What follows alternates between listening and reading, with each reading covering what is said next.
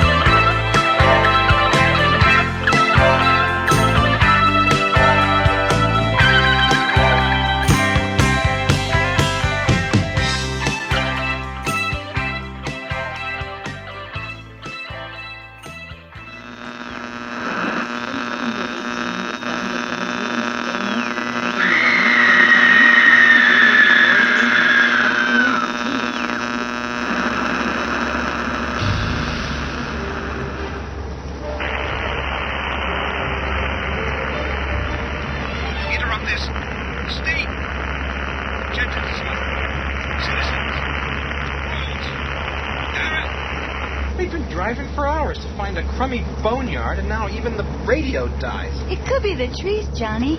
Maybe, they're blocking the waves or something. Well, excuse me. I didn't know I was in the presence of an electronics expert. Maybe you can use your vast knowledge of radio and navigation to find your old man's final resting place. Driving 200 miles to put a wreath on the grave of someone I don't even remember isn't my idea of a fun Sunday. Well, it's only once a year, and it makes Mom happy. I think we're almost there. I'm sure I recognize this place. Did you understand what that guy was talking about on the radio? Something about an emergency? Yeah, big emergency. Maybe they've run short of alfalfa. The cider's contaminated. Whatever it is, it's not going to change our lives any. We could drop dead right now, and no one around here would even notice. Look, there it is up on the left. If you turn into the drive and go to the top of the hill, it'll be around there somewhere. Do you remember where the grave is? I'm not too sure, and it's getting dark. You're the expert. Look for it yourself. I've been doing all the driving, remember? There it is. Oh, look at all the weeds. Don't these places have caretakers or something? Yeah, and it looks like your prayers are answered. Where? I don't see anyone. Oh, now I see him. Shut up, he'll hear you. He doesn't care. The dead don't care. The dead don't hear. Did you know that, little sister? When you're dead, the first thing that goes is your eardrums. The worms get in and eat them as a delicacy. Then they use the channels to breathe in. You're disgusting. Look, he's coming towards us. I'm going to talk to him about cleaning up here. Where are you going? Back to the car. You two can fight it out. Excuse me, but do you work here? If you could, what are you doing? Ah, Johnny, help me! Ah! Run, Barbara! Get the car started! Barbara ran, but Johnny didn't. He was too busy fighting the man, if man it was. A man with staring eyes, an oddly pulpy body that absorbed the blows pounding into him. The body that stank more than any living body should. The body that overpowered Johnny's younger, stronger one, ripping out his throat, smashing his skull against a rock, then delving deep inside. Oh, God! Oh, God, where are the keys? Oh, no, Johnny still got them. Johnny, come on. Oh, no. Barbara looked for her brother. She saw him, and the thing that straddled his body, its face smeared with blood. She did not wonder where the blood came from, for she could see the gaping hole in her brother's neck. But she felt no grief, only a mad desire to escape from the figure that now began to shamble towards her, bloody hands outstretched, scrabbling at the windows of the car and leaving pink smears all over them. Somehow, she released the handbrake, put the car in neutral, and her body, thrashing in terror, and the pounding outside set gravity in motion. It began to roll forward, gently at first, then faster, as if it sensed the terror that was behind it, the terror that pursued like a blind robot under the control of an unholy master. But hills don't go on forever, unless they lead straight to hell. Finally, the road leveled, then began to climb upward, and the car slowed, stopped, and slipped back until Barbara pulled on the brake. But the thing behind had no brakes. Frantically scanning the horizon, the girl saw a small farmhouse about 100 yards distant. To the left of the house was a gas pump.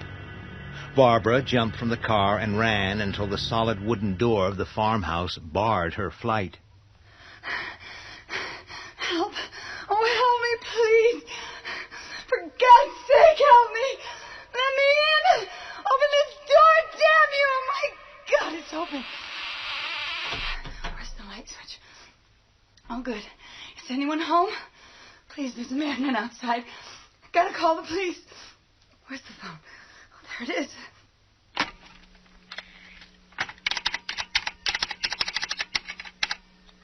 Hello?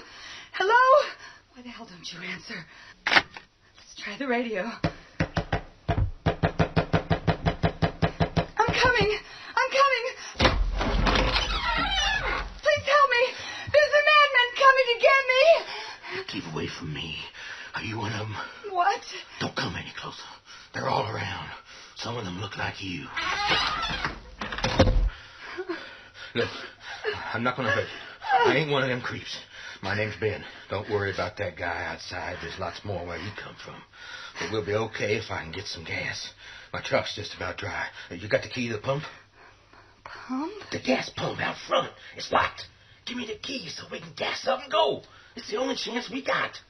I don't know what you're talking about. I don't live here. You got a friend with him now. Soon there'll be others. They know we're here. See that kindling over there?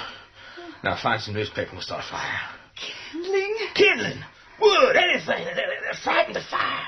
I'm going to start a blaze out there that'll burn the rotten flesh clean off their bones if they come too close. I'm going to get you! I'm going to get all of you, you filthy scum bastards! But who are they? Not who. What? Now turn on that radio and see if you can get some more news. Emergency Radio Network. Normal broadcasting facilities have been temporarily discontinued. Stay tuned to this network for emergency information. Your Law enforcement agencies urge you to remain in your homes. Keep all doors and windows boarded shut. Use all food, water, and medical supplies sparingly. Civil defense forces are attempting to gain control of the situation. Stay near your radio and stay tuned to this frequency. Do not use your automobile. Remain in your homes. Keep all doors and windows locked. Okay. Forget about the gas for a while. We're going to have to hole up here for a bit. Now snap out of it and help me barricade these doors and windows, will you? I'm going to bust up every bit of furniture I can find, and you look for a hammer and some nails. What's your name, anyway? Barbara. All right, and Barbara, I know you've been through a terrible time, but you got to put it out of your mind for now. What are those things out there? Don't rightly know. And they're not human, that's for sure.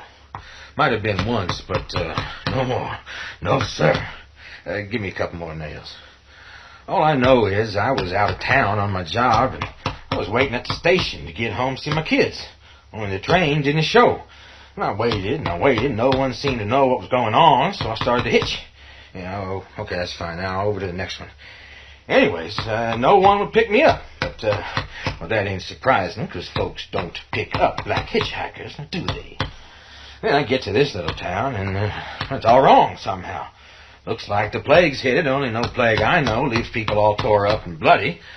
Then I pass a diner, and I hear a radio blasting, and I know I got to get me home as quick as possible to my two boys.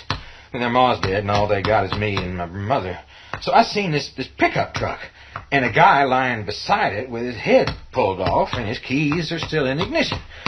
So I take off like a bat out of hell, and things I see along the way, I ain't going to tell you about. Okay, let's do the door now. And I get to this town here, just over the other side of the hill, but I'm nearly out of gas, and I see a Sunoco station, nice and handy. But before I get to it, I have to pass another diner. And there comes a big gasoline truck roaring out of the parking lot. Damn near knocked me off the road. And there's about 10 or 15 of those things clinging on to it. And some of them are reaching into the driver's cab, and one of them has his arms around the driver's neck, and the truck goes clear across the road, right through the pumps, and boom! Everything blows. One big bang. I'll keep them out. I can't stand the thought of those things outside, waiting. I think I'm going mad. No, you're not. Why don't you take a look around for some wood? Hey, try that closet. There's no wood, but there's something else. Oh, thank God, is there something else? A rifle! Turn the radio on, will you? Might be some more news. Latest bulletins from Emergency Central.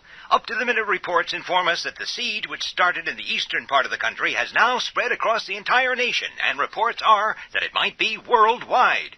Medical and scientific advisors have been summoned to the White House, and Washington informs us that the president is about to address the nation. I want to get out of here. Well, you can't. We're sealed in, and they're sealed out. And we gotta stay here till things change. That door over there! Yeah, probably leads to the cellar. What about it? It's opening. They're coming to get us! Holy Christ, I didn't check the cellar. Where's the gun? Don't shoot! We're the same as you! That's the first time a white man's ever said that to me. Honest, mister, we're okay. We're from town. My name's Harry Cooper. This young fella's Tom something or other. We've been holed up in the cellar. Couldn't you hear the racket we've been making? How are we supposed to know who you were, huh? You could have been those things trying to get in. You couldn't hear the girl screaming? These things don't scream, you know. We're not experts on their behavior patterns, and the walls are too thick to hear anything. Anyway, the racket you were making sounded as though the place was being ripped apart. Why don't we all calm down, huh? I'll be calm when I'm safely back in the cellar. Look, mister, they can't get in. Everything's boarded over down here. And the only weak spots are the windows upstairs, and all I need is a little more time to fix them up. You haven't got any more time. Those things are going to get in, and the cellar is the safest place there is. They overturn my car, and they'll bust through your barricades like a knife going through butter. Harry's a bit upset, mister. He's got his wife and kid downstairs, and the kid's hurt pretty bad. Sorry about that. Oh, you're right, mister. We should stay up here, Mr. Cooper. Are there any more of those things outside, mister? Ben's the name, kid. 6 or 8, I'm thinking. Send Judy up when you go down. She'll want to be with me. Well, who's Judy? My girlfriend. Jesus! Another one! Why didn't you say she was down there? Well, you didn't give me much of a chance. No, kid, I guess I didn't. Judy walked up the cellar steps and into the living room. She was a tall, thin, blonde-haired girl of about 17 and looked as though a puff of wind would blow her away. Tom had a good pair of shoulders on him, but was obviously little more than a kid. Over in the corner, Barbara lay on the couch, eyes closed, in a semi-catatonic state. Ben looked them over, and his insides contracted. 2 nice kids, a crazy girl, and downstairs a whining coward who'd sell you out in a minute, his wife, and a sick child. While outside, he closed his mind and spoke. Hi, Judy. My name's Ben. The girl over there on the couch is Barbara. Her brother got killed out there, and she's still shook up. I'm glad you're here. The more of us, the better chance we got. This door is closed, and it stays closed. It won't be opened again, ever. He'll starve down there, and his kid's awful sick. Yeah, well, don't worry about him. I know his type. Give him a day or less, and he'll be back up here, whining for food. And I'll give it to him. Not that he deserves it, but because of his family. She's got a bad fever. There's 2 more people upstairs. One's a troublemaker, thinks he knows it all. I offered to share this place with him, but he wouldn't listen. And now he's got Tom and Judy on his side. They should have listened to me. Karen needs help, Harry. She needs a doctor. Oh, sure. Nothing simpler. I'll just stroll down to the town, and if any of those things come up to me, I'll say, excuse me, my kid's sick. Let me through with you. They'll understand. You know, I hate you. I think I've always hated you. Harry, can you hear me down there? Yes, Tom, we can hear you. Helen, we've got food and water up here. Maybe we can help Karen. There's going to be a special message on the radio in 10 minutes telling us what to do.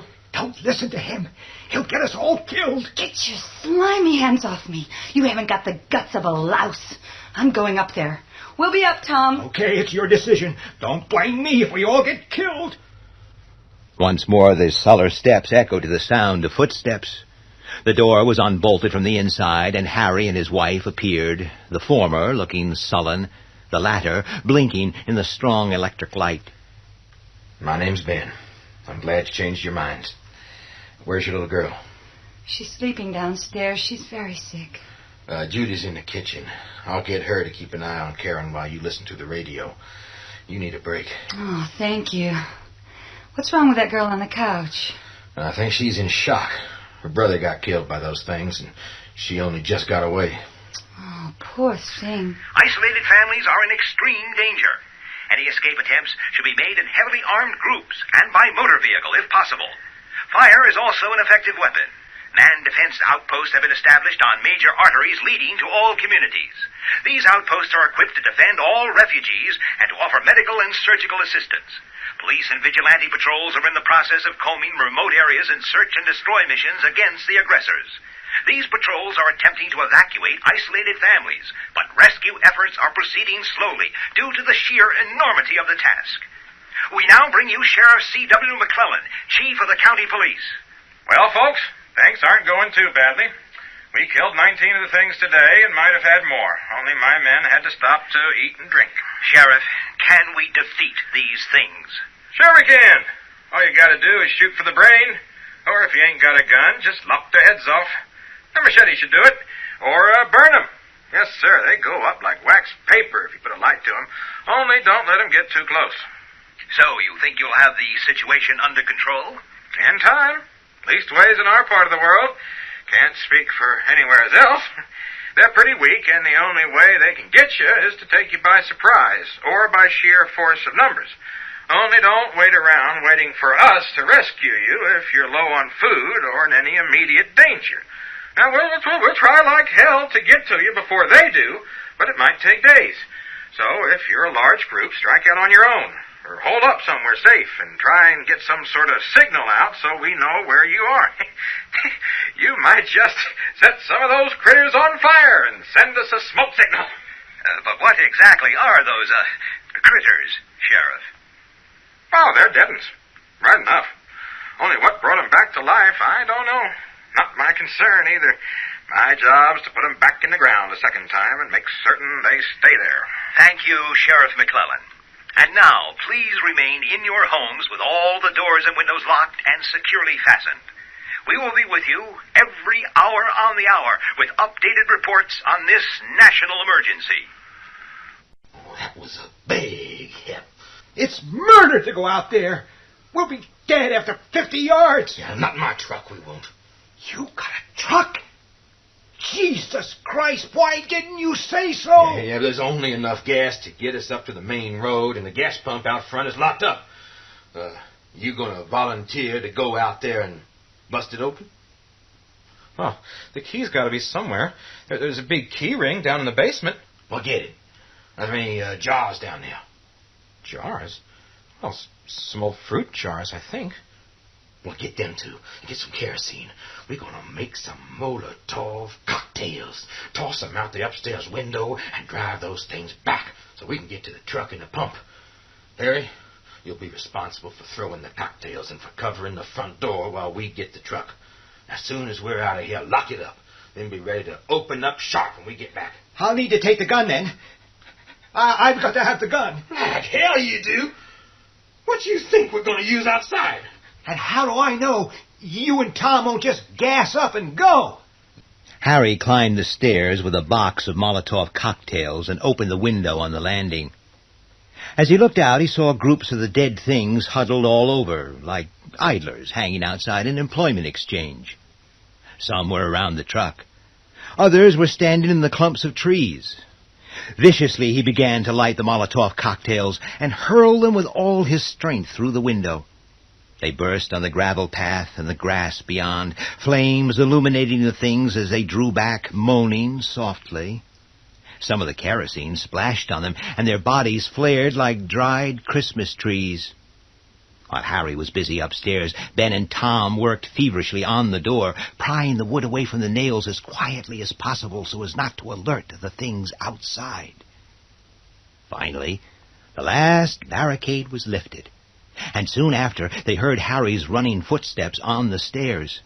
They darted out, and Harry reached the door, but not in time to stop a panicked Judy who ran after Tom. Harry knew his duty. He slammed the door shut, in time to see Judy's path blocked by two of the ghouls. By now, Tom had clubbed his way to the truck, climbed into the cab, and was trying to start the engine. Alerted by Judy's screams, Ben turned and drove the stock of his rifle butt into their skulls, grabbed the frightened girl, hurled her into the cab, then jumped into the flatbed. The engine fired, and the truck rocked across the uneven ground and screeched to a halt against the pump. Tom leapt out and fumbled with the lock, but seeing the creatures almost upon him, Ben shoved him back and smashed the lock with his rifle, releasing the gas which spurted in all directions. Picking up the hose, Tom crammed it into the gas tank, spilling a generous sample on the ground, while Ben continued to fight off the invaders. Neither of them saw the dying flames from the Molotov cocktails spring into life as they sped across the gas-soaked ground, then leap across the rear fender of the truck. Tom's awareness came from the sudden rush of heat on his back. He yelled, turned and jumped into the cab and gunned the engine, a terrified Judy clinging to him. Ben, knowing that the only escape route was back to the farm, started to run, swinging his gun like a club, head high. Peering through the barricades inside, all that Harry could see was a running man surrounded by misshapen figures and the truck, by now a fiery comet, speeding away into the distance. Suddenly, it exploded in a ball of flame, incinerating its two passengers. Harry by now wild with terror, abandoned the locked front door and headed for the cellar. Outside, 3 ghouls were trying to claw their way in, and Ben quickly pulped their heads like a child demolishing toadstools with his foot. Finding the door locked, he retreated several paces, then hopped towards it, using one leg like a battering ram and smashing his way through, just in time to see Harry opening the cellar door. Get over here and help me fix this door. Good evening, ladies and gentlemen. It is now 1 a.m. Eastern Standard Time. For the first time, we are seeing signs that the authorities are beginning to get things under control. Civilian personnel working in conjunction with the National Guard have reestablished order in most of the affected communities, and while curfews are still in effect, the intensity of the attack is abating. Law enforcement agencies are predicting a return to normality within the week. However, until then, vigilance must be maintained. We must decapitate and burn all corpses. And now a few words from Dr. Lewis Sanford of the local county health department. Dr. Sanford, can you give us any reasons for this phenomenon? We really can't explain it at present. That's not to say that we won't have an answer for you sometime in the near future, but so far our evidence is inconclusive. But what about the Venus probe? Well, what about it? You know as much as I do, and I'm really not qualified to comment on it one way or the other. As you know, I'm a medical pathologist, not an aerospace engineer. What I and my colleagues have been trying to do is to find a medical or pathological reason for something that is without precedent in history. Most likely the causes are due to a virus or viruses that are unknown to us. They could have mutated or been activated by something like the Venus probe. But will it go on, sir? I mean, will we have to keep burning our corpses? Well, why not? Much the most sanitary way of disposing of the dead should have been mandatory years ago. But again, I don't know. It could be that the diseased organisms that cause the horror are short-lived. They may die off quickly or be a mutant breed incapable of reproduction. We're hopeful that this will be the case. But those of you at home listening must decapitate and burn any corpses that might still be lying around. If they are inside the home, just put on some gloves, drag them outside, and put them to the torch. Thank you for those reassuring words, Dr. Sanford. And now, until our next broadcast in 1 hour, here is some music. Shit! All the lights have gone out. Where's the fuse box? Downstairs. There's a flashlight on the stairs. They're trying to get in again. Harry, give me a hand over here. Sure. I'll give you a hand. What are you doing with the gun, man? Help me keep these things out. You keep them out, big guy. Oh, you're not so brave without your gun, are you? I'm going to the cellar, and I'm taking Helen and that zombie girl with me. And you can stay up here, and I hope they get you quick. Ben turned towards the window where a number of the ghouls were pounding on the timbers. When one plank was loose enough, Ben ripped it aside, then hurled it like a javelin at Harry. It caught him in the arm, and with a cry of pain, he dropped the gun. Ben pounced, and as Harry backed away, he picked it up, cocked it, and fired, blasting a hole in Harry's chest and knocking him head first down the cellar steps.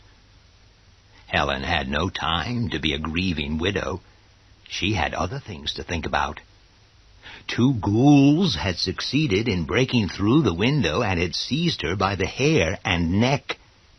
Ben clubbed at them, then shot them both in the face. Freed, Helen ran screaming down the cellar steps, falling over the body of her husband in the dark and landing in a heap at the bottom. Oh, Karen! No! Please! Karen wasn't feeling better.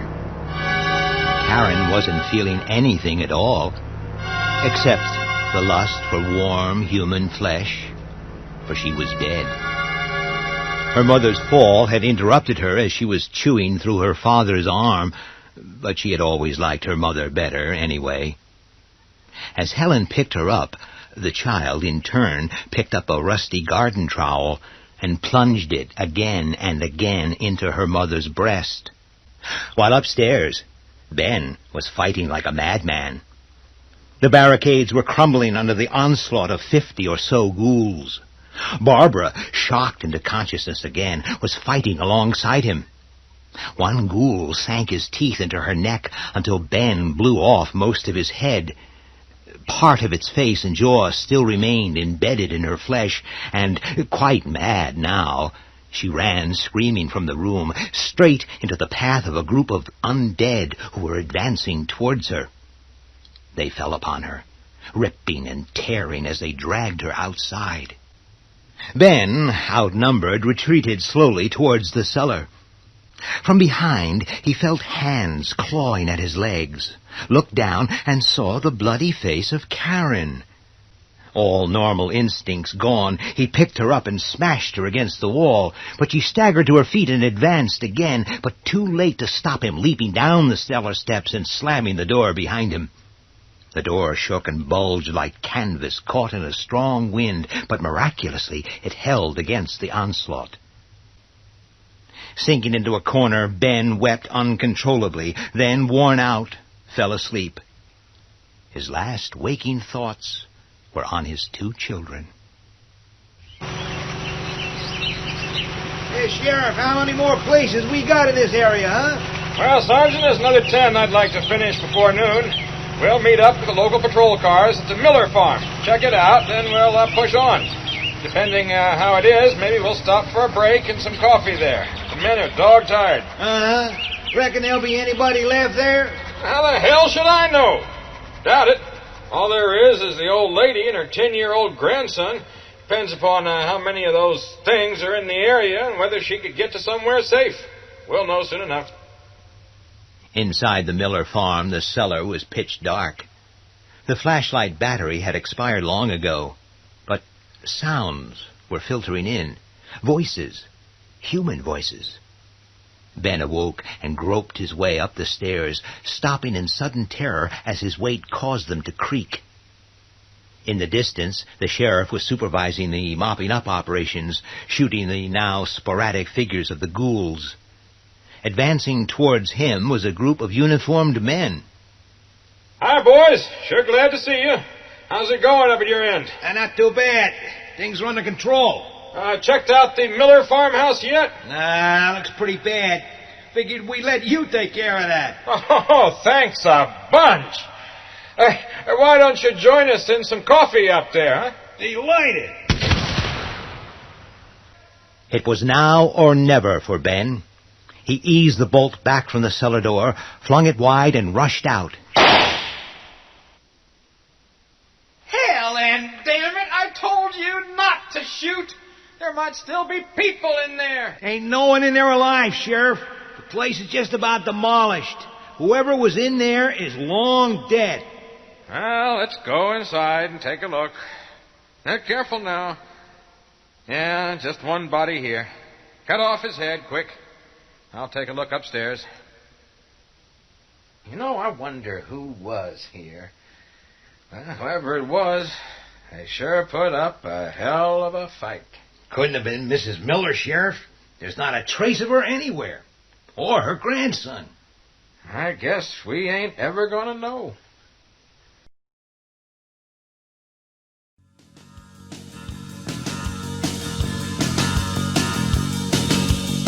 His hair is dry and his skin is pale. He wears shades and he smells kind of stale. Yeah, don't laugh, but thank you very much. Did you notice that he's cold to the touch? Look, man, I think your friend Billy might be dead. Look, I'm telling you, I think your friend Billy might be dead. The chicks really dig him. He's got one on each side. Don't you think it's strange he's got a hearse for a ride? I'm talking serious, I'm not half crocked. You know, it's kinda weird, his fridge is padlocked. Hey, I think your friend Billy might be dead. Yeah, I think your friend Billy might be dead.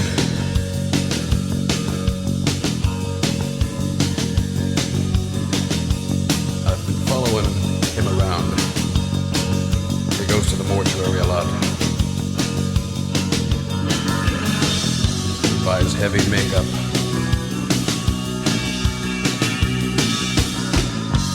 I know I'm obsessed, but I must know the truth.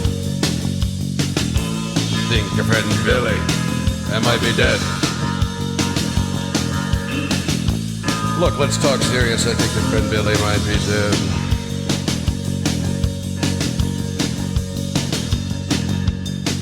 Pretty soon everyone thought I was going crazy. He said you're just jealous of Billy. He's just kind of lazy. So I did some research and found something scary. Went to the library and found Billy's obituary. Here's his picture. I'll tell you now, your friend Billy is officially dead. Your friend Billy is dead. Your friend Billy is dead. El Morte. No more.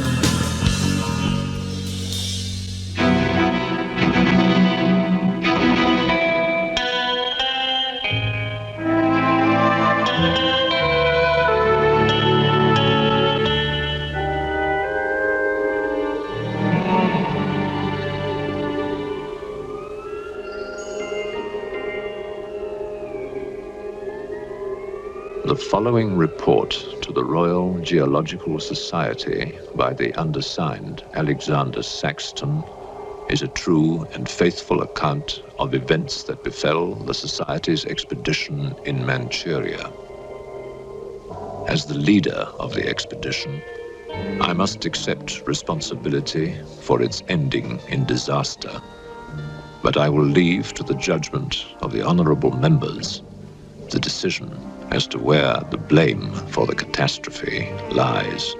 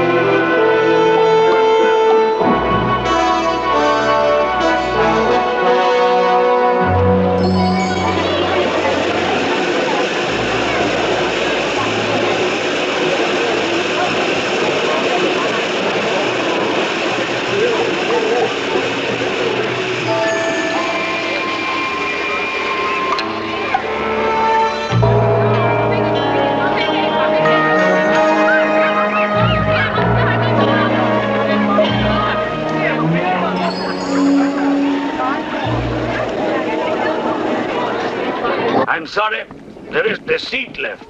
My name is Saxton. Alexander Saxton. If you will check, you will find a telegram I sent you 3 weeks ago instructing you to reserve accommodation for me. There's nothing I can do. Hello? Yes. The bag is sorted out anyway. Yes. Well, look who's here. Professor Saxton, I presume? Dr. Wells. And what are you doing in Shanghai? I've asked you the same thing. Oh, I'm just collecting a few specimens. Miss Jones, let me introduce Professor Alexander Saxton. He dabbles in fossils and bones. Glad to meet you, Professor. How do you do? Miss Jones has been assisting me. Bacteriology. Excellent technician. For a woman, he means.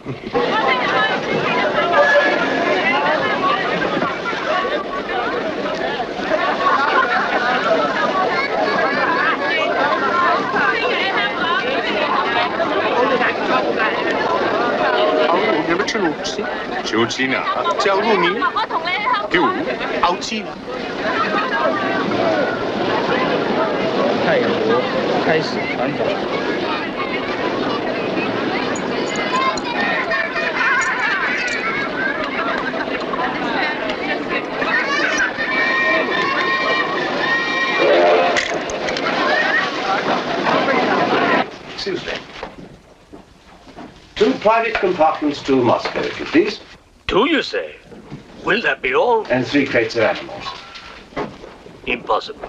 I know I'm asking you to perform miracles, but perhaps it will help.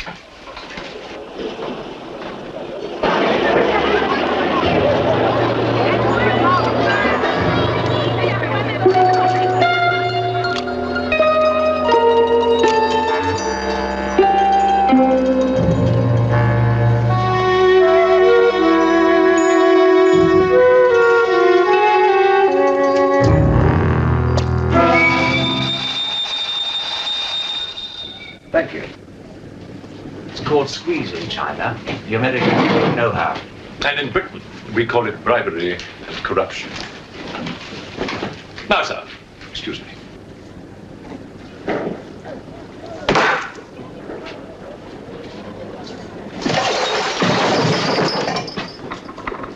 You...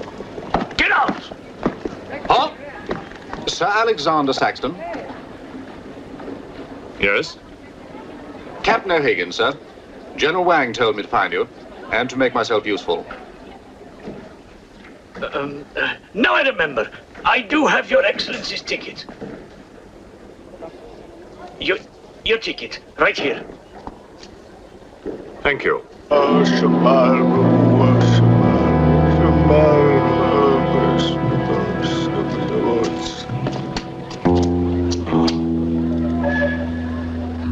And the Lord have mercy on his soul. Not that he deserves it, the dirty thief. You have his things? You knew him? Krasinski, the locksmith. He could open any trunk with a hairpin.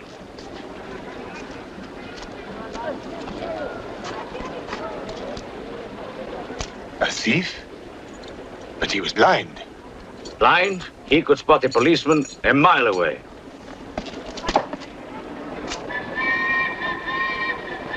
I'll be damned.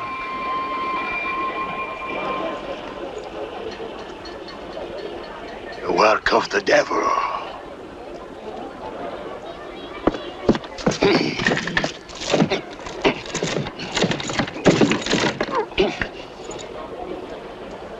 Can I be of any assistance, Father? This is yours. It is, but I demand an explanation. Whatever you have here is unholy and must be destroyed.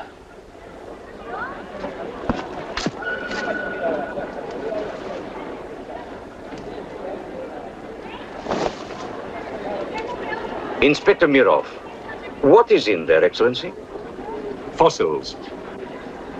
What is a fossil? A stone. Stones. There wouldn't be something valuable in there, like gold. Gold? It's a laboratory specimen. No value to a thief. Where there is God, there is always a place for the cross. Even on this stone floor, just so. But Satan is evil. And where evil is, there is no place for the cross.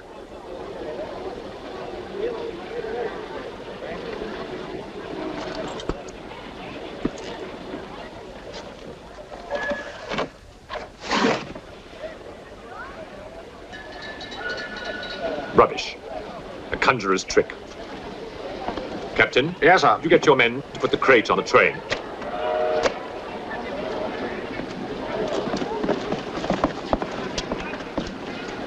Ready? Lift it up. Off you go.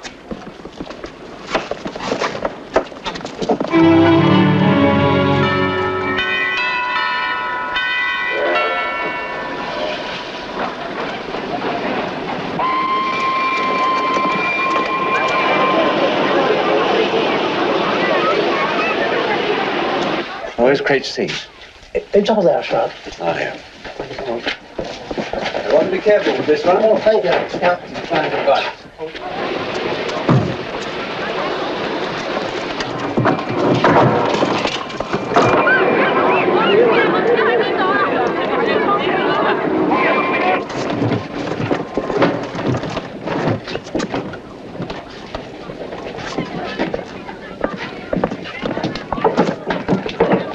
Follow me.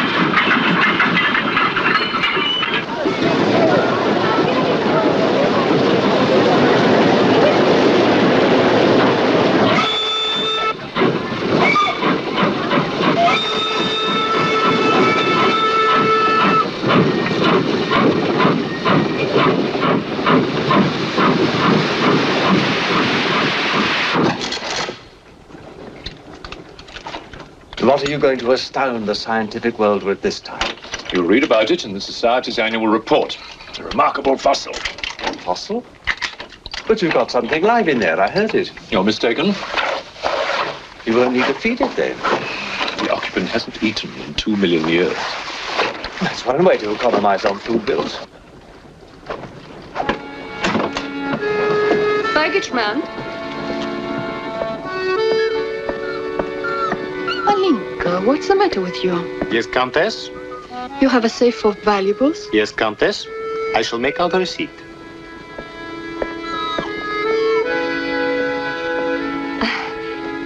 Excuse me. Alinka's afraid of something. What do you have in that crate? Oh, nothing that would interest Alinka, madame. Normally she likes Englishmen. All we Poles do. I am honored, madame. Oh yes, England.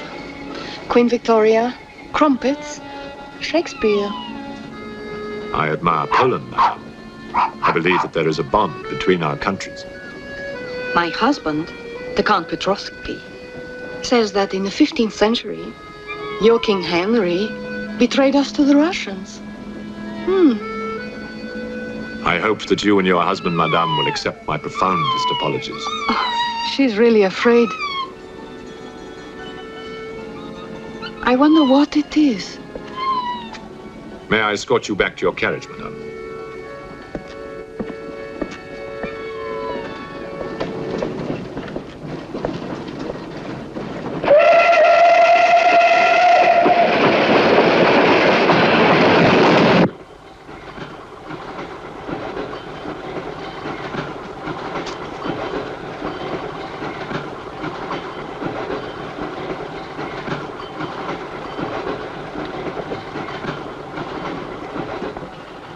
Yours? Oh, thank you. Excuse me. Yes? I was on the platform before when that mad monk was carrying on. Yes. I'm an engineer, a scientist. This is ordinary chalk. How do you explain it's not writing on that crate? Hypnosis, yoga. These mystics can be very convincing. They can even hypnotize themselves.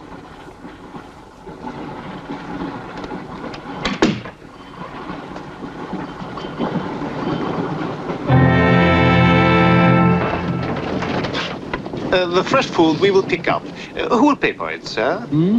Oh, just give me an account of how much you spend. If someone were to drill a little hole in this crate during the night and take a look at what's inside, I'd be very grateful.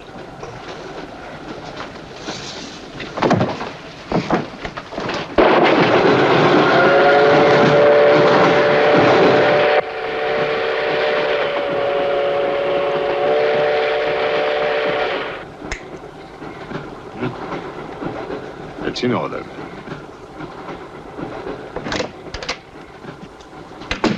Help me. In what way, madam?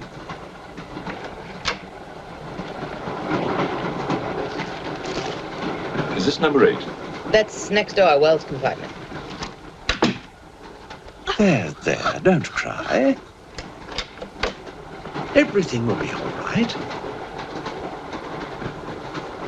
Excuse me. Sorry, dear fellow, I'm afraid you're in the wrong pew. Here, number 8, do you see? 8A, lower berth. 8B, upper berth. Don't worry. Look here.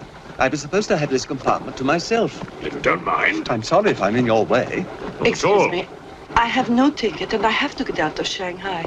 I'm sure I can make it worth your while. The young lady's in trouble. Well, what do you suggest we do about it? Couldn't you double up with somebody else? Miss Jones? Steady. I'm sure we can all get along very well together.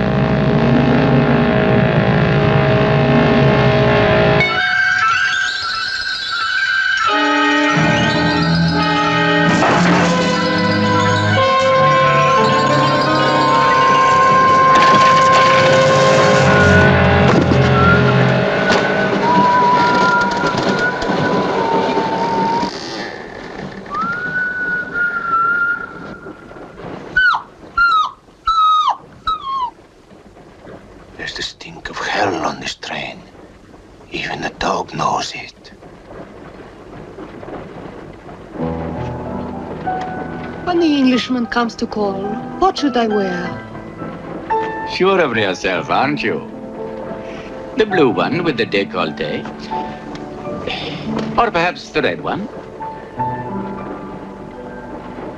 You're jesting with her immortal soul. That's why we keep you, Pujardov. Our immortal souls are your concern.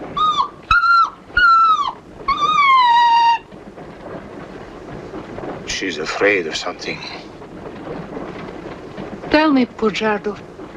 Yes? Which do you think I should wear for the Englishman? The red or the blue? Enough. I forbid you to talk this way. You forbid? Forgive me, Your Excellency.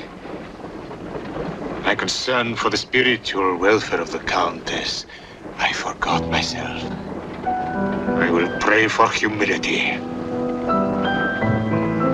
Pray hard, Pujardov, or you'll find yourself praying for a job, too. May the Father, the Son, and the Holy Ghost.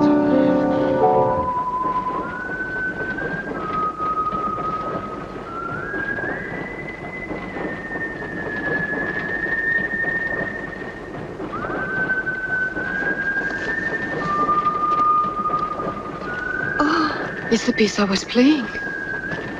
I wonder who it is.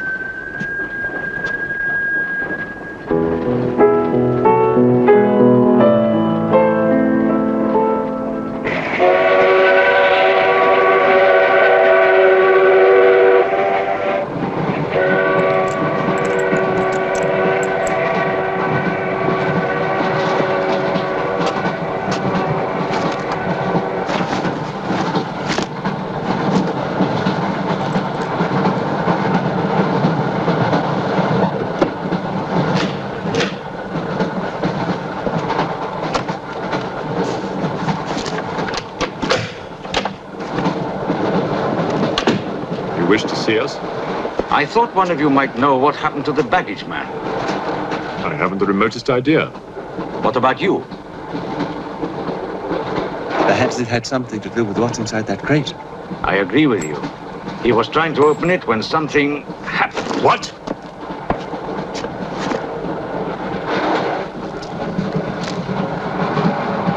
Fortunately, he was interrupted. Yes. By whom? Why are you so worried about it being opened? It may be my fault. I asked the baggage man to take a look. I was curious. It was no concern of yours. Or of yours. Good night. One man dead, another missing. It's time we open this box. You will do no such thing. Give me the key.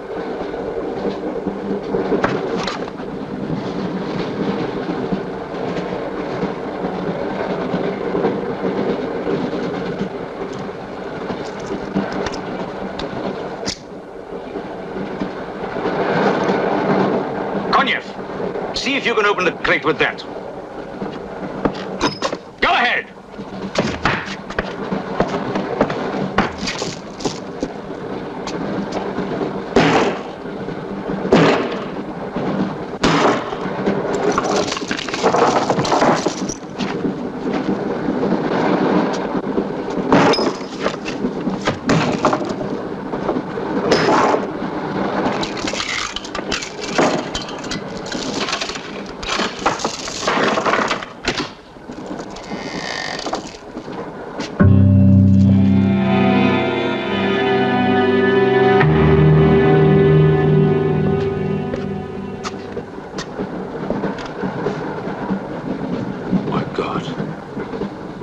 The baggage man.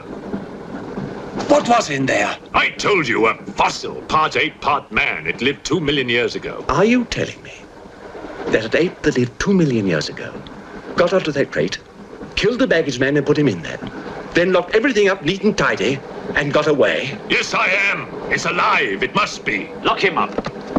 We'll search the train and find it, whatever it is, and destroy it. But if it's alive... I want this kept quiet. I don't want to panic the passengers.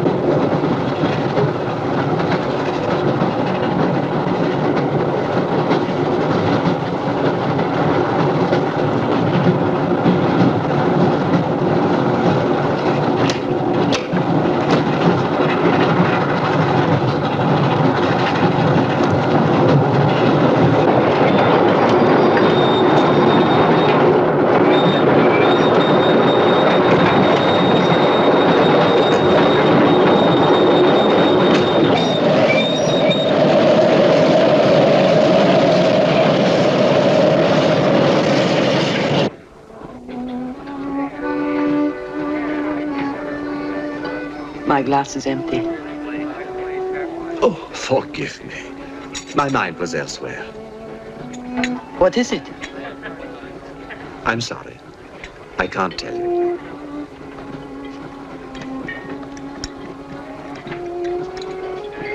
Good evening. Good evening. Good evening. Haven't we met? I don't believe so. Yes, at the governor's palace, General Wang. You're mistaken. Of course, I beg your pardon. It was somebody else.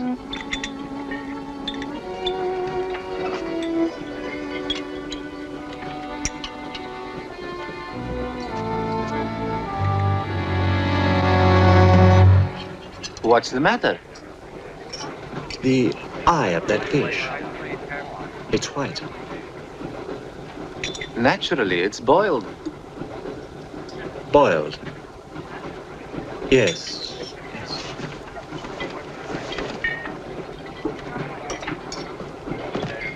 Is it true you're a doctor? Ask me when I finish my dinner. It's urgent.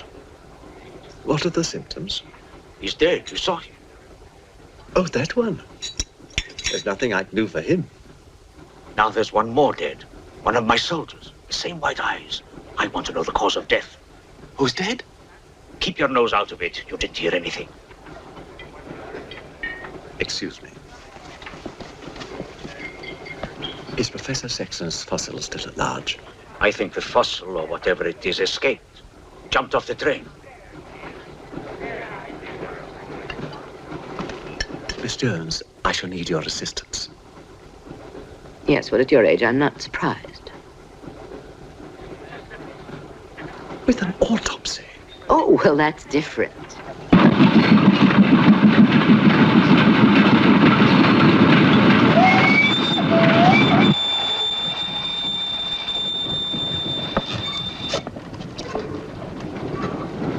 Very curious. A genetic defect, obviously. Scalpel? Mm-hmm. Can you keep that still? Mm.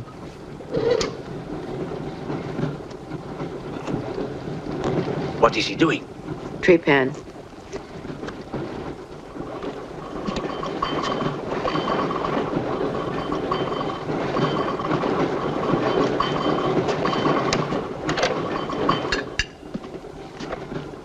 Don't get up, please.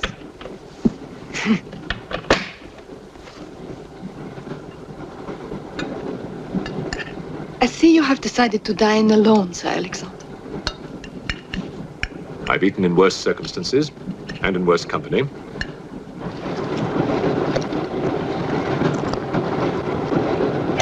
Ransom. Here you are, Doctor.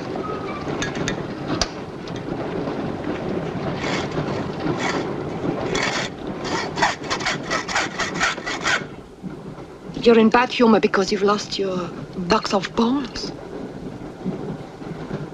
Hmm? That box of bones, madame, could have solved many of the riddles of science.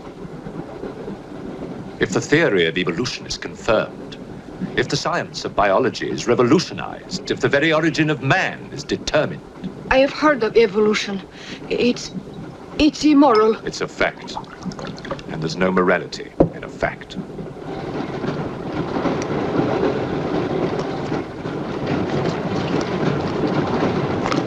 And what about the baggage man?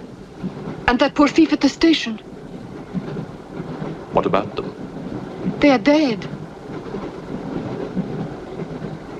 Was your creature responsible for that? Probably. And you don't care? A baggage man and a thief?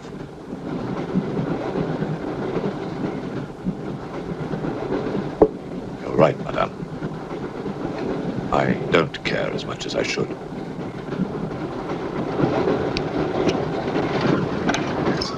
Can you tell me how he died? Smooth as a baby's bottom. You saw this man today and he was normal. Absolutely. It must be a mutation, a freak of nature. What's so special about this brain? Learning and memory are engraved on the normal brain, leaving a wrinkled surface. This brain has been drained. The memory has been removed, like chalk erased from a blackboard.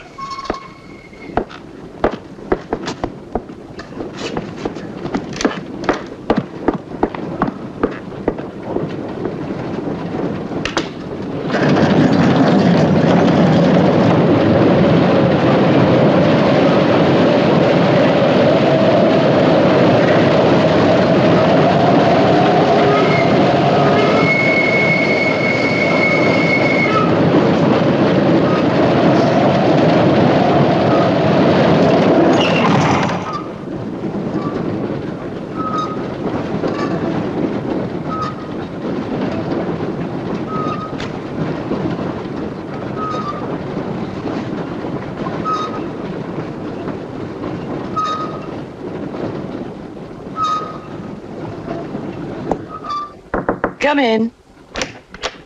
Thank you. It's all yours. I won't be long.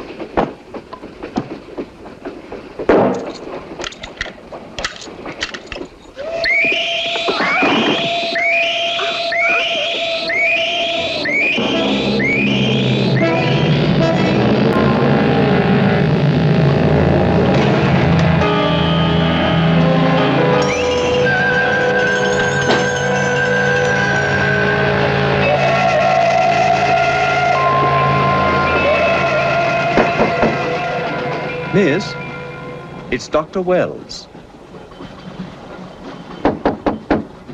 Miss, are you all right?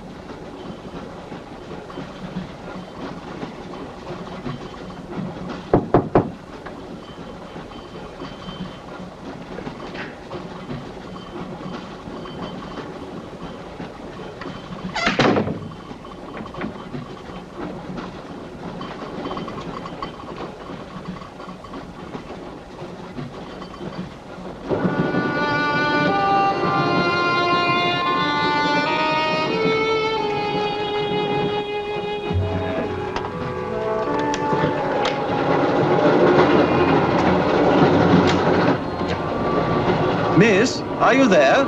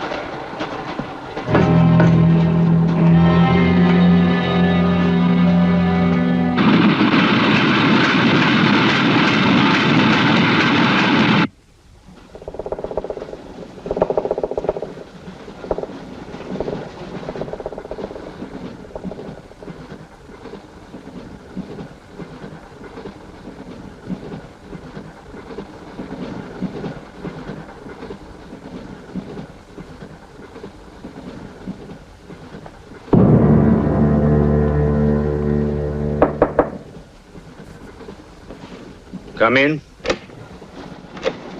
Feeling better? Yes. Anything wrong? That woman who was killed. The engineer, you know, the chess player. He told me that she was an international spy. Yes, I know. Oh, you do? Well, could that fact have had anything to do with her death? What do you think? Dr. Wells and I performed an autopsy on her. Her brain was completely smooth, just like the baggage man's. Everything had been erased. Now, I have a theory about this. I'm only a policeman, Professor. I don't have much education. Well, I'd make it simple. Supposing that creature, the one you killed, was capable of taking ideas directly from other people's brains and transferring them to its own. You mean it sucked other people's brains? Absorbed through the eyes. That was our first clue. The eyes going white. Then, if the beast had absorbed your brains, all of your education would have gone into its brain. It would have been as clever as you. Much more so, because what it had taken from me would have been added to the learning that it already had. Professor, spy, baggage man, and thief. What was the creature looking for? Well, that we'll never know, now that it's dead. And yet... What? A creature like that. How would it ever die? Inspector? What is it? I found this. The animal had it. The animal had it? Give it to me. It belonged to Count Petrovsky. How do you know? I saw him put it in the safe.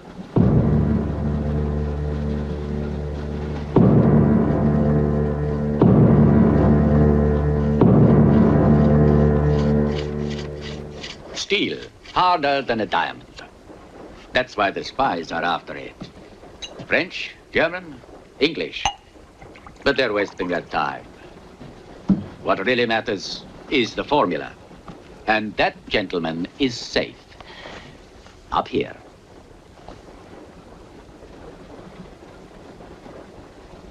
What happened to the girl? The spy? She's dead. The fossil, or whatever it was, killed her. But there's no more danger, Countess. Beast is not dead. I put 4 bullets into him. You think evil can be killed with bullets? Satan lives. The unholy one is among us. Oh, Shema, Shema, Shema,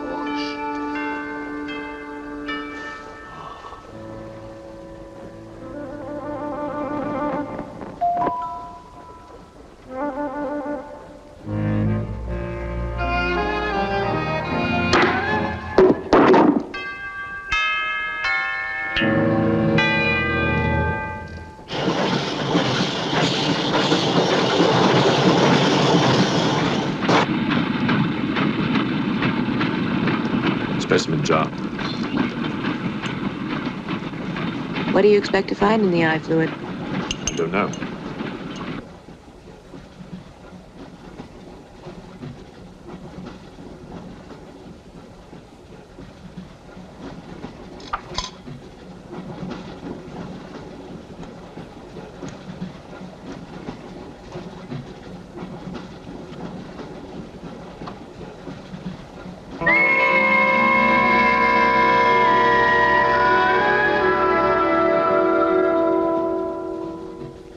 This is incredible. What?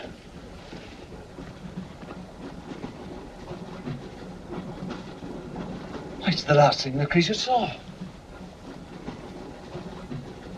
The police inspector. The image has been retained in the fluid. Exactly. The creature's visual memory is located not in its brain, but in the eye itself.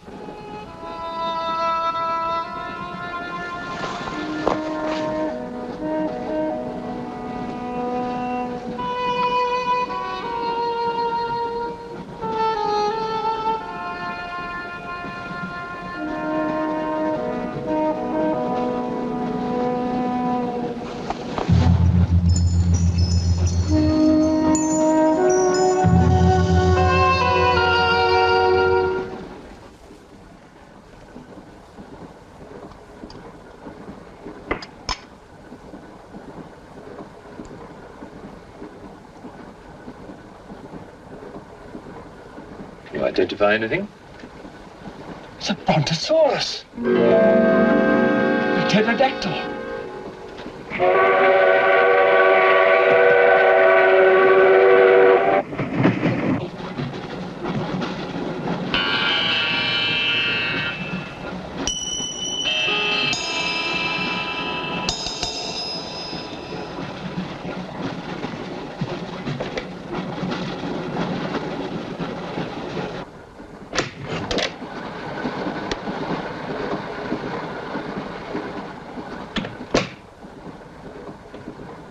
Incredible.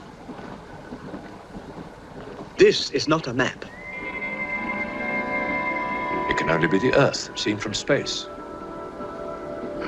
I hope I'm not intruding. People on the train are becoming afraid, Professor. People on long journeys become bored, madame. They crave excitement. Then there's no more danger. It's all finished. And what about your science? The evolution you were talking about. Look for yourself.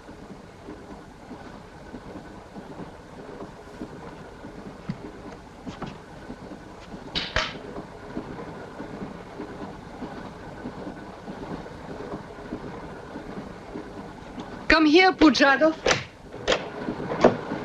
There's something I want to show you.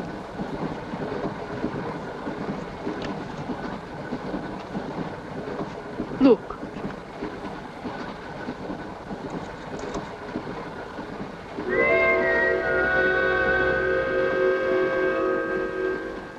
Boże mój.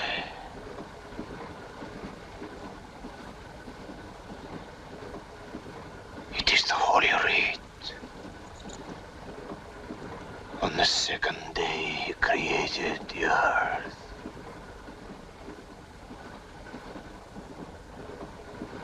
Where did you get it? There, from the creature's eye.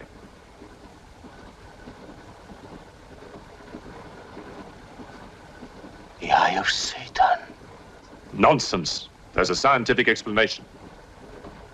You know it? No. Not yet.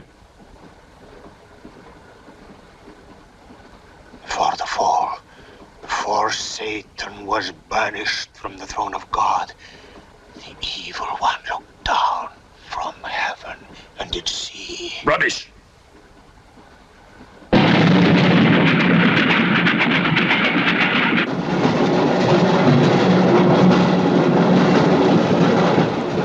Pujadov.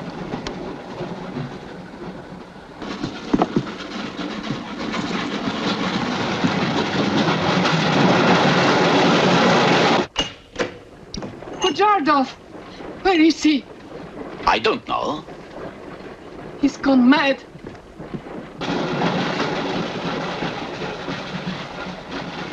I'll look in the baggage car. Right.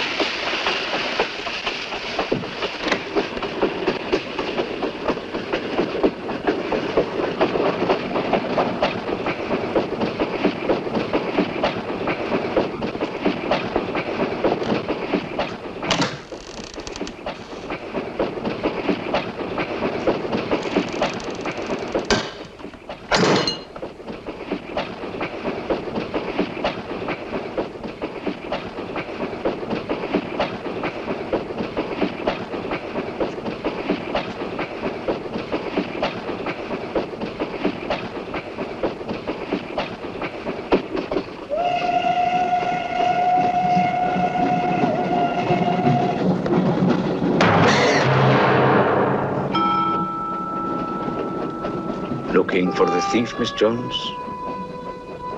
You know about it. What's all the fuss?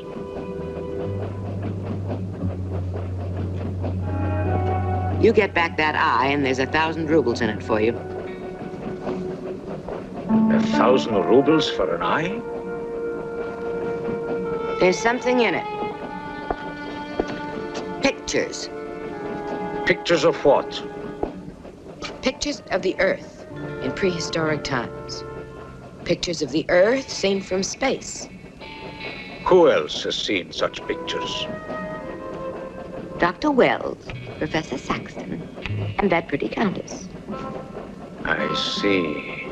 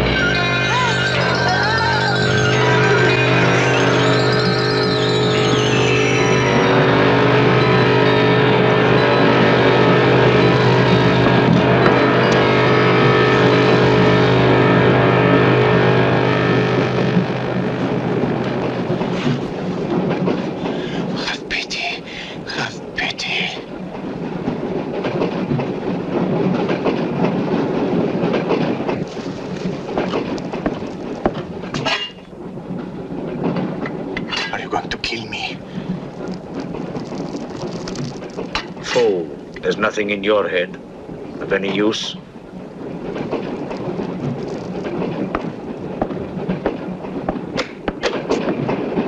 Another killing.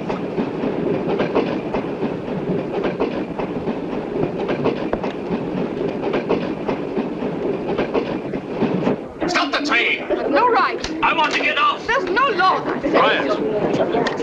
There's been talk about getting off the train. Well, you can forget it. I'll complain to the authorities. I'm not one of your musics. If necessary, I'll shoot anyone who tries to stop the train. Shoot! Shoot, you stupid Russian!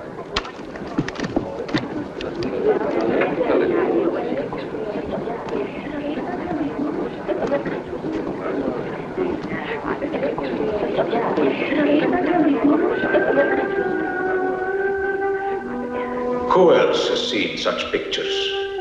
Dr. Wells, Professor Saxton, and that pretty countess. Wells, Saxton, countess. Wells, Saxton, countess. Wells, Saxton, countess. Professor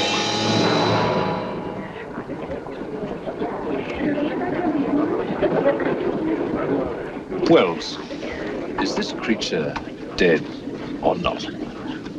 If it is, who killed Miss Jones? Do you have any idea?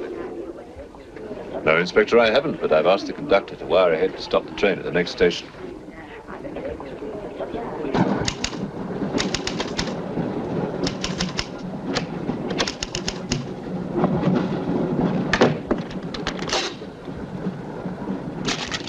What's the idea?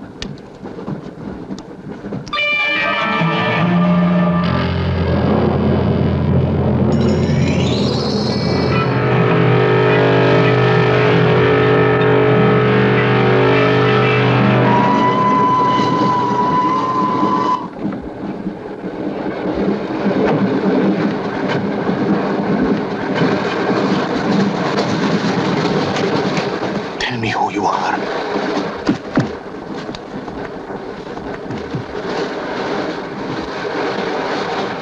Tell me, I will serve you.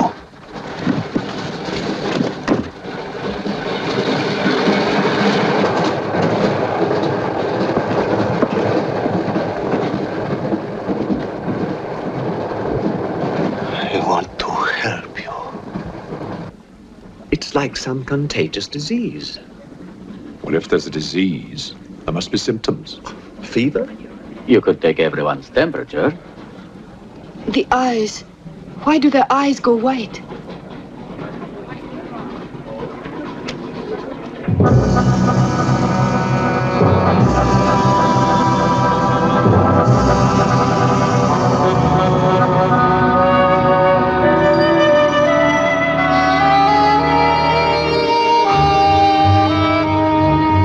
Do you think it's true what they say about those horrible white eyes? Oh, that part is true enough. Ah, Inspector. It's only you now.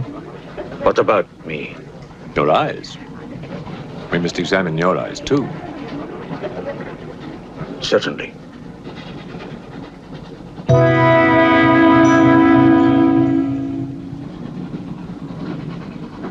Perhaps you should test for radiation or other invisible rays. X-rays? Well, it's a thought, but on this train, how would we go about it? Are you a scientist? An engineer, but I try to keep up with things. That's to be admired. Inspector, I suggest you tell all these people to stay together, in groups or in pairs, so that if anything does happen to anybody, then somebody can raise the alarm. On no account must anybody be left alone.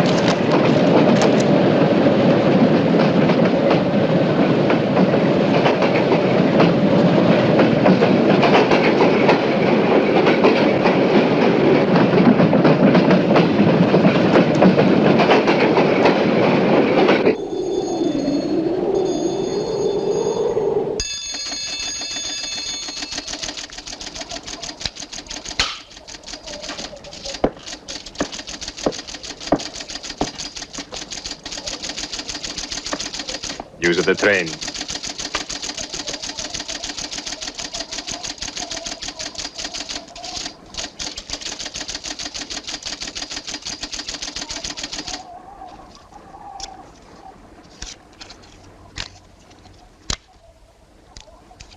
The train will be here in exactly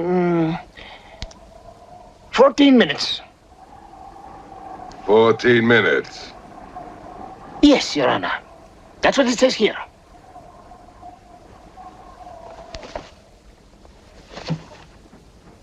Doesn't say it in words, Your Honor, but in code. It's like another language. I know about telegraphs, little papa. I know about trains. I know about electrical currents. On your feet, everybody! Outside, full pack! Even though I still believe in God, I don't like to be made a fool of. No, Your Honor. I wouldn't do that. Tell me, little father. You believe in the devil? Yes, Your Honor. Oh, good. Send a telegram. Tell him that Captain Kazan, he knows that a horse has 4 legs. He knows that a murderer has 2 arms. But still, the devil must be afraid of one honest Cossack,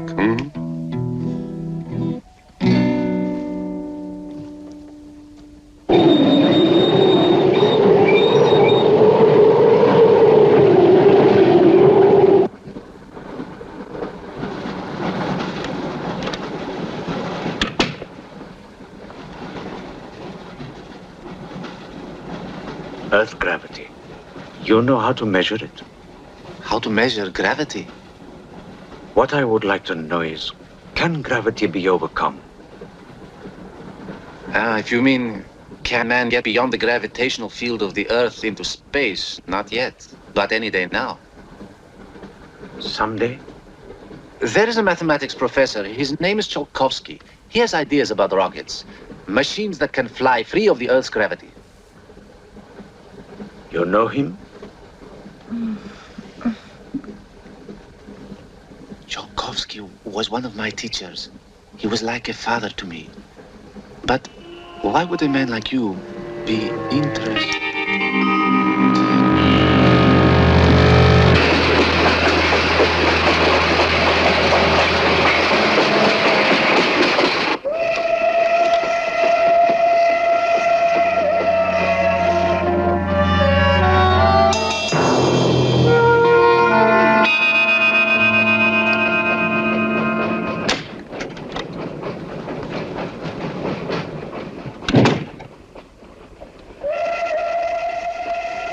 What do you think is behind all this, Excellency? Look at this. That's what we saw under the microscope. It shows the Earth, as it might look from space. What does it mean? It means that millions of years ago, some form of intelligence, came to the Earth from another planet.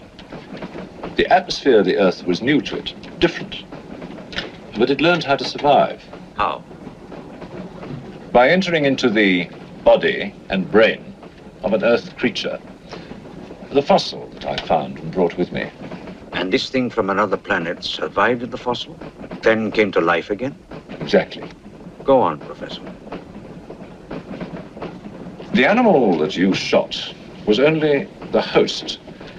And when that animal died, the alien intelligence transferred somehow to another host. It's alive in someone on this train. You're a very good detective. You've discovered everything except who is now the host. And that's our next step. Thought this might come in handy. Oh, good idea. The two of you together, that's fine. But what if one of you is the monster? Monster? They're British, you know.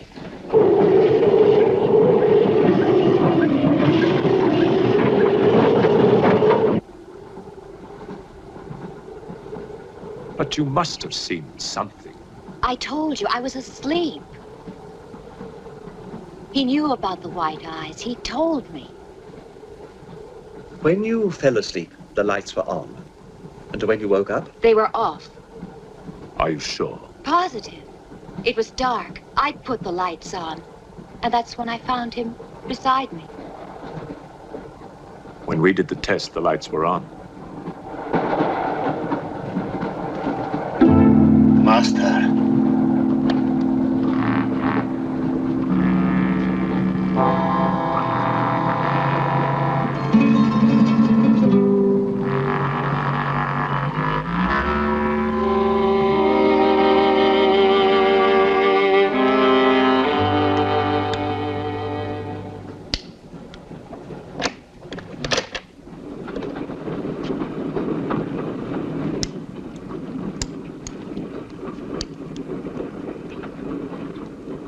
Inspector. This steel at high temperatures, what happens to it? It gets stronger. What temperatures, for example? 10 or 12,000 degrees. Where on earth would you get such temperatures? Nowhere on earth.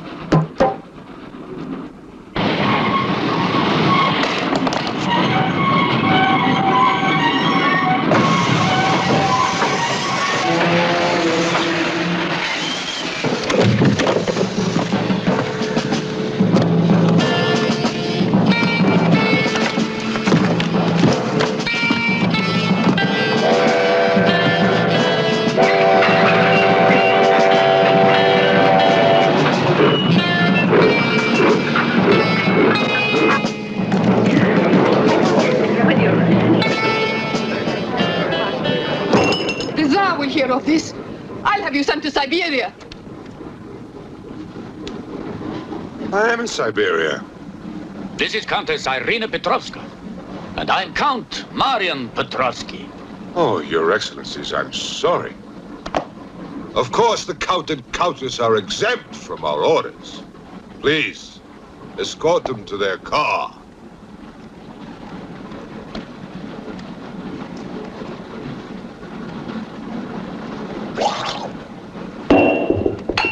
Peasants. Peasants!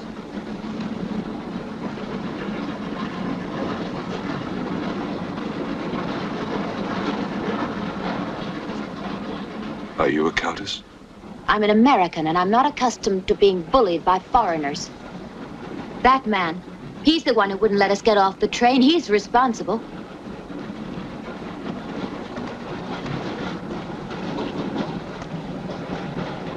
Your Excellency, I'm a police inspector. Everybody's under arrest!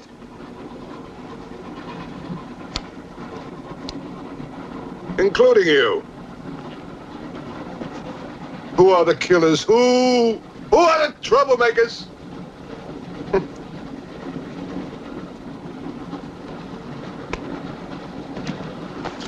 Who are the foreign influences, huh? Oh! Don't worry. I'll smoke them out. What's he raving about?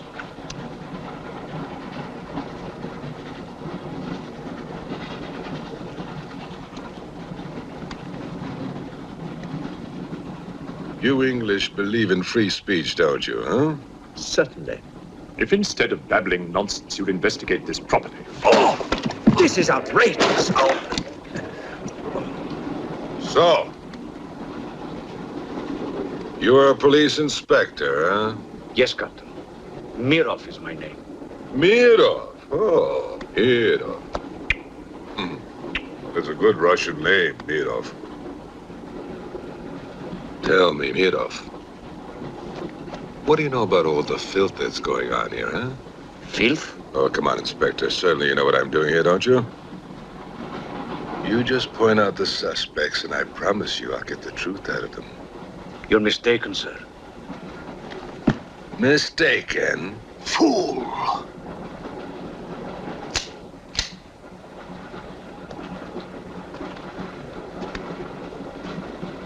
Get back! Get back! Back! Or I will put a curse on your heads. He has the evil eye. Huh?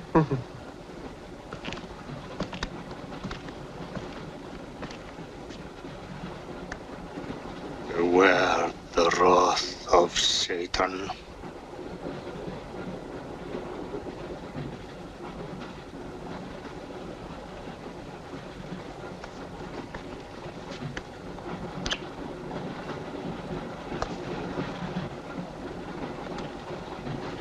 Cool, huh? On your knees, monk.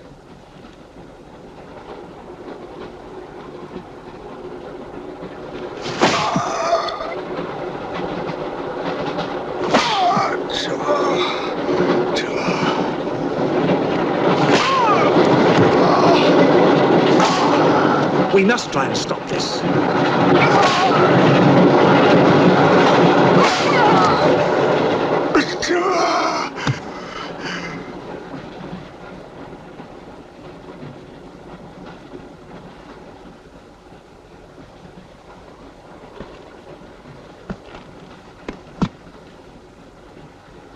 He was trying to protect you. Why? He's mad. Who are you? I told you, a policeman.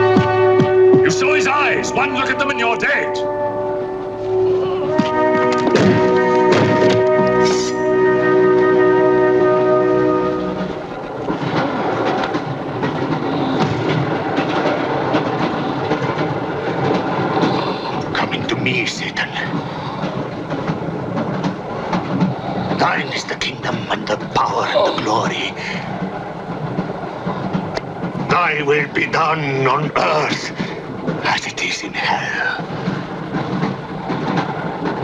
Now anything that moves near that door, kill it! But what if the monk is innocent? We got lots of innocent monks. All right, let's move these peasants out of here, quickly!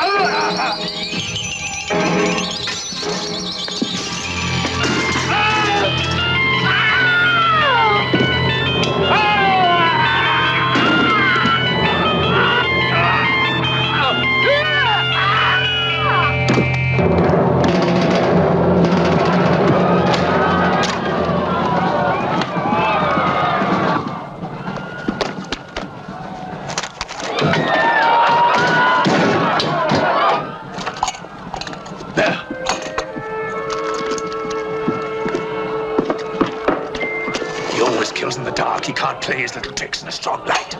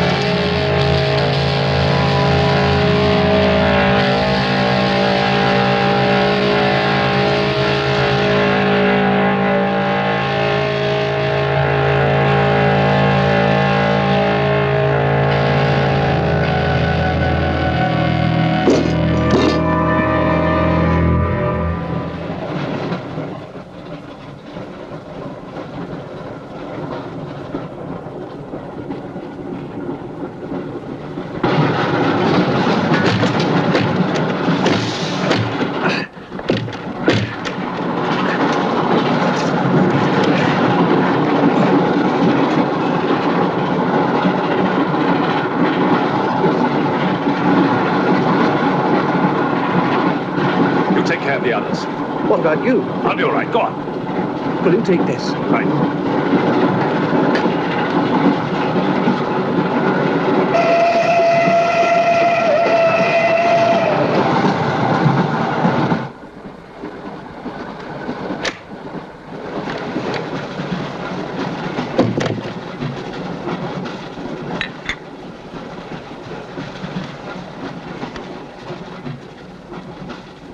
You know, in spite of everything, Pujatov had a certain affection for you. Yet you humiliated him often, even in front of the Countess.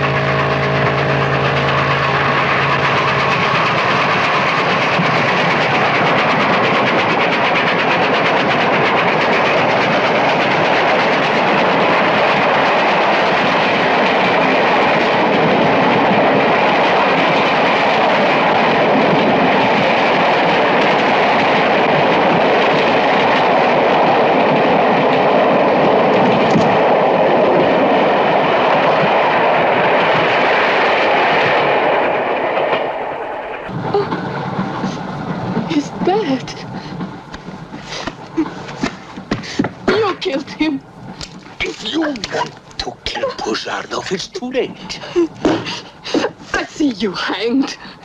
The poor monk. He loved you more than he loved the promise of heaven.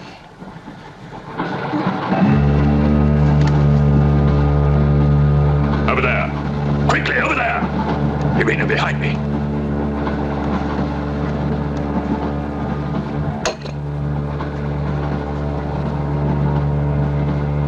It would be a mistake to kill me. Who are you? In words, it's difficult. I am a form of energy occupying this shell. Where do you come from? Another galaxy. I came with others like myself. I was left behind. An accident. I survived in protozoans, fish, vertebrates. The history of your planet is part of me. Pull the trigger, and you will end it. What am I to do with you? Let me go. That's not possible. It is possible. I will teach you to end disease, pain, hunger. Wait! There is something more.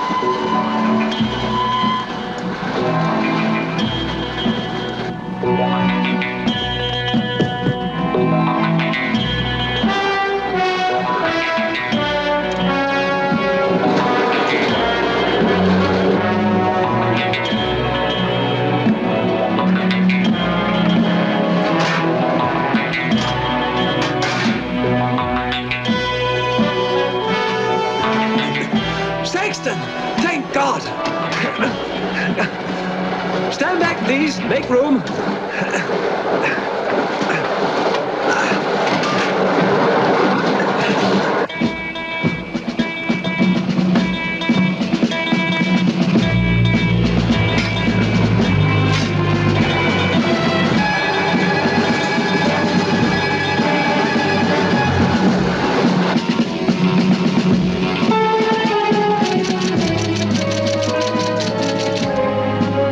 Moscow says to stop the express when it goes through the switching point.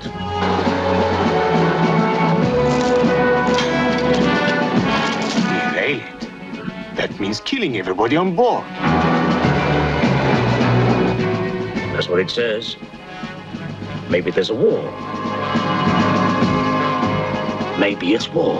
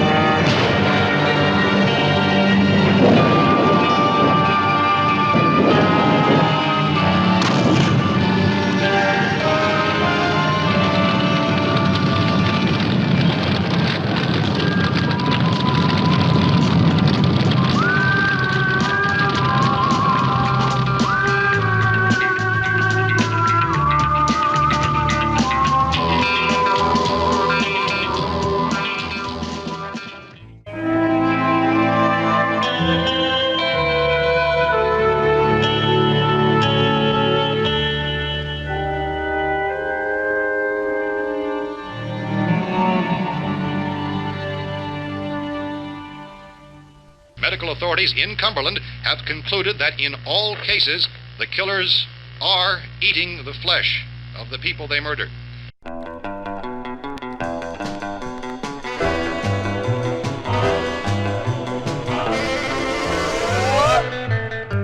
One night as I was walking past the cemetery, I saw a little girl, she's a-walking towards me. So I made the scene and I went to see.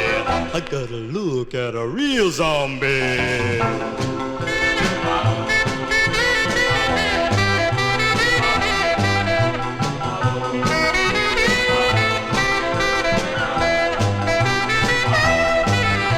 She picked up her head and made with the stare. I looked at her and it gave me a scare. She smiled and said, "Don't be bugged by me. I am known as a rockin' zombie."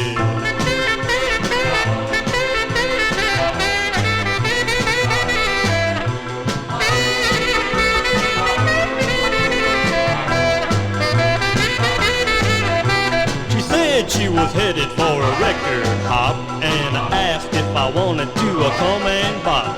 I said, okay, this I have to see. Me making drag with the rockin' zombie.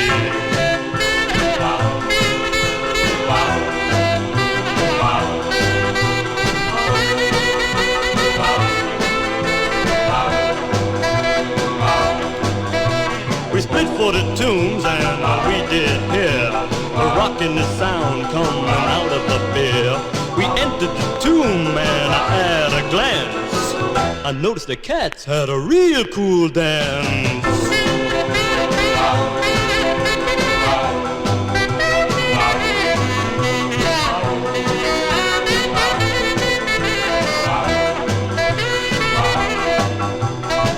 up their legs without bending their knees. They stuck up their arms and they grabbed for the breeze. They moved about with the shuffling sound, digging the beat coming out of the ground.